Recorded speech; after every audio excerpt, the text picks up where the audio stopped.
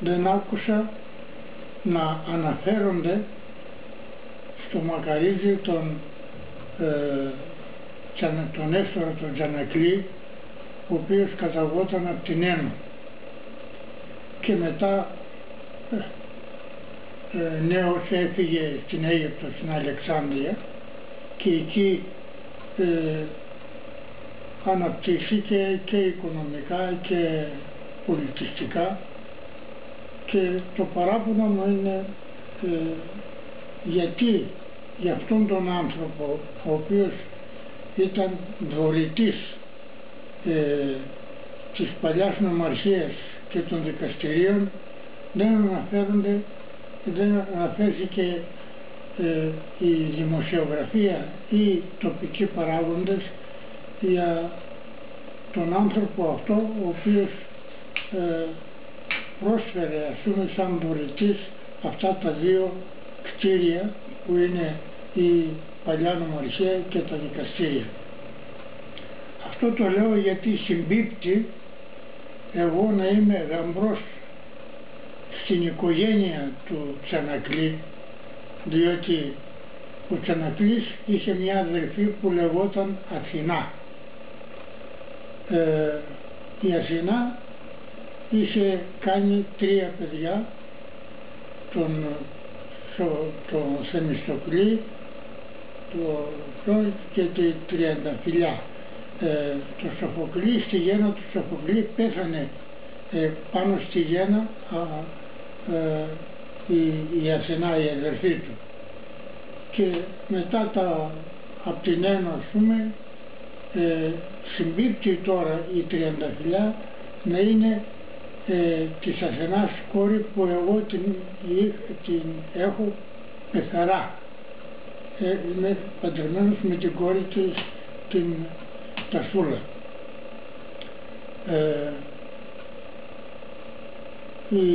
Η Αθηνά πέθανε πάνω στη γέννα, οπότε τα 3 παιδιά της, το Θεμιστοκλή και την Τριανταφυλλιά, την Τριανταφυλλιά την πήρε η μάνα του Τσανακλή, η Πιπίνα, η οποία σε υποκοριστικό τη λέγανε Πινιό, πήρε την πεθαρά μου την Τριανταφυλλιά, διότι ήταν μικρή, και τα άλλα τα 2 τα αγόρια κάποιοι από την Ένω τους προστάτευσαν και τους μεγάλωσαν, ας πούμε, και οι οποίοι μετά του 22 ήρθαν και εγκαταστάθηκαν στην Αλεξανδρούπολη. Τώρα η μάνα του Νέστορα του Τσανακλή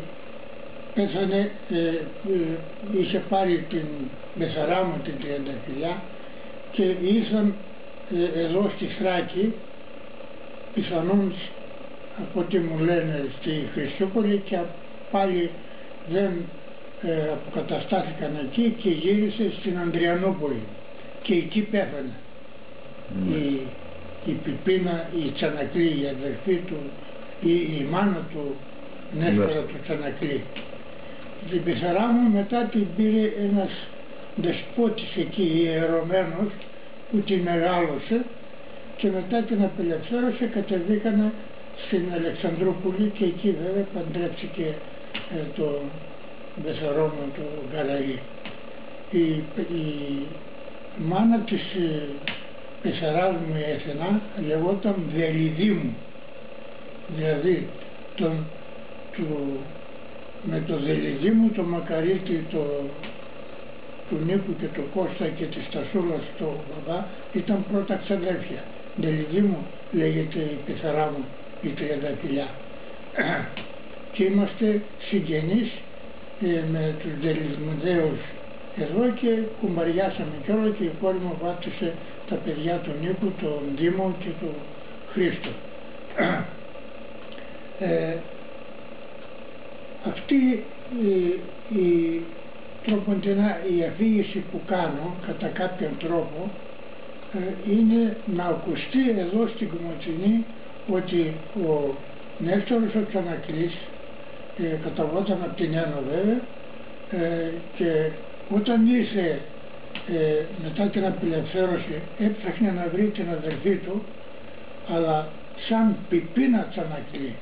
ενώ ο κόσμος την ήξερε σαν Πινιό, το υποκοριστικό, Πινιό τη λέγανε. Και επειδή δεν την έψαξε να την βρει Αλεξανδρούπολη, Κομοτηνή, την Ένωση, δεν μπόρεσε να την βρει διότι είχε πεθάνει κιόλα και την ξέρανε σαν Πινιό, οπότε τα δύο κτίρια αυτά της νομαρχίας και του δικαστηρίου τα δώρισε στο κράτος.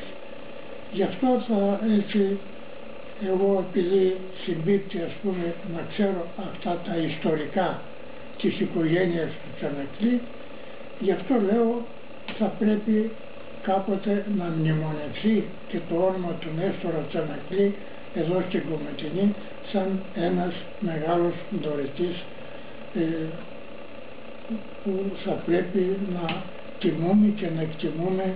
αυτούς τους ανθρώπους οι οποίοι κατά περιόδους δωρήσανε διάφορα κτήματα στο κράτος που έχουν κάποια έσοδα η πολιτεία και θα πρέπει πάντα να τους μνημονεύουμε και η μνήμη τους να τη γνωρίζει η τοπική κοινωνία.